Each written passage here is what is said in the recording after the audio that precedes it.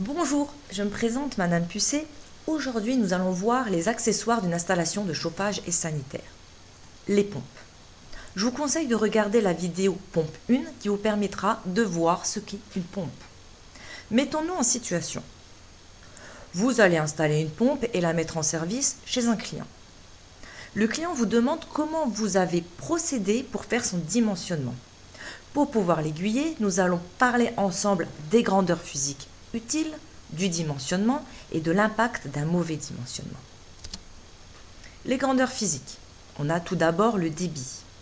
Le débit qui se calcule de la manière suivante. Le débit est égal à la puissance sur la chaleur massique de l'eau fois la différence de température entre le départ et le retour de ma chaudière. Ensuite, nous avons l'hauteur manométrique totale. Elle est égale aux pertes de charge du réseau le plus défavorisé. Elle s'exprime en mètres de colonne d'eau. Pour les petites ou moyennes installations, on pourra utiliser des ratios pour les déterminer.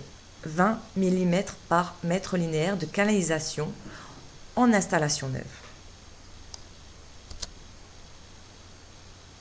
Pour dimensionner un circulateur, il faut connaître le débit du circuit de chauffage, connaître les pertes de charge du circuit le plus défavorisé.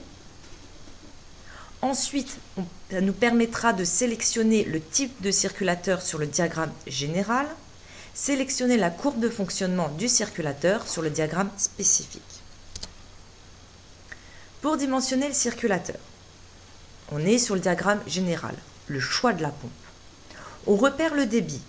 Ici, on va dire 2 mètres cubes par heure. On trace la droite verticale.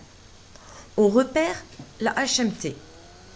Ici, 1 mètre de colonne d'eau. On trace une droite horizontale. Ce point est entre la courbe de pompe 13 et 33. Nous, on va choisir la NXL 33. Sur le circulateur, sélectionnez le NXL NYL 33. On va voir sur quelle courbe on va placer notre point de fonctionnement. On repère le débit de 2 mètres cubes par heure. On trace une droite verticale. On repère la HMT, 1 mètre de colonne d'eau. On trace une droite horizontale. À partir de l'intersection, on va déterminer la courbe de réglage supérieure, c'est-à-dire le 3.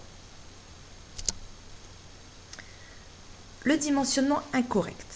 Dans la mesure du possible, la pompe est dimensionnée sur la courbe 3 pour avoir une réserve en cas d'erreur ou de modification de l'installation.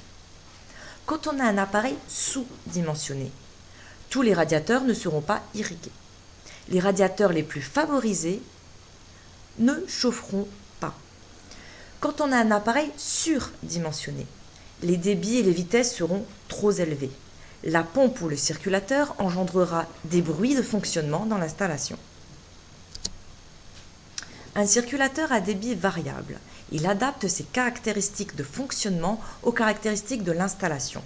Sur certains modèles, s'ils sont réglés en position auto, une sonde de température intégrée permet d'adapter le débit en régime réduit. On va tout d'abord repérer le débit ici de 1,6 m3 par heure. On va tracer une droite verticale. On repère la HMT, ici de 1,5 m de colonne d'eau. On va tracer une droite horizontale. À partir du point d'intersection des deux droites, on va déterminer la courbe de fonctionnement, c'est-à-dire la courbe 2. En conclusion, les grandeurs physiques importantes sont le débit et la hauteur manométrique. Le débit en mètres cubes par heure, la hauteur manométrique en mètres de colonne d'eau. Il faut aussi connaître les valeurs de la courbe de réseau, de la courbe de pompe pour déterminer le point de fonctionnement, pour faire le choix de la pompe et aussi de quelle courbe. Merci pour votre écoute. Je reste disponible pour autres compléments d'information.